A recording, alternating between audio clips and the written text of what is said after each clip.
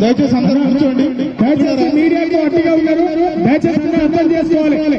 ఇది మన బీసీ సాధన కోసం, మన బీసీ బిల్లు సాధన కోసం 72 గంటల నిరాహార దీక్షకు పూనుకున్నటువంటి కల్వకుంట్ల కవితక్కకు మరి మద్దతుగా కథం దక్కినటువంటి మా తెలంగాణ నలుమూలల నుంచి ఇచ్చేసినటువంటి అక్క చెల్లెళ్లకు, అన్నదమ్ములకు ఉద్యమాభివందనాలు, ఉద్యమ నమస్కారాలు చేస్తూ దయచేసి ఇదంతా ప్రపంచానికి చాటి చెప్పే మీడియాకి దయచేసి మీరు అడ్డుగా ఉండొద్దన్నా అందరూ మేము ఈ సీజన్ లో కూర్చోవాలి.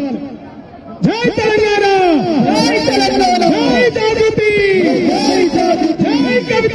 అందరూ కూడా సోదరులారా దయచేసి అందరూ కూర్చోవడానికి ప్రయత్నం చేయండి.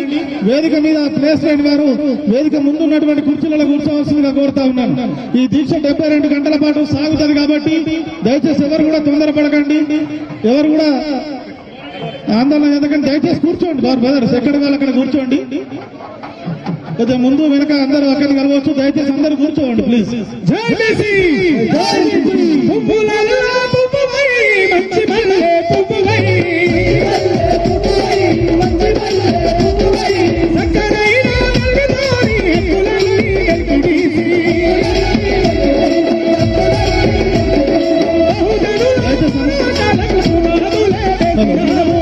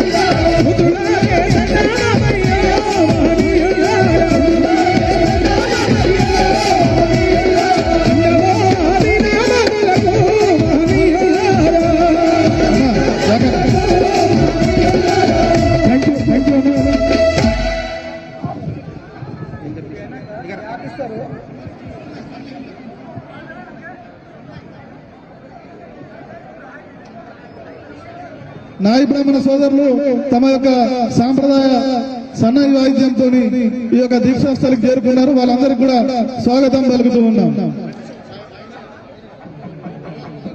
ఒక్కసారి మీ ప్రదర్శన అన్న.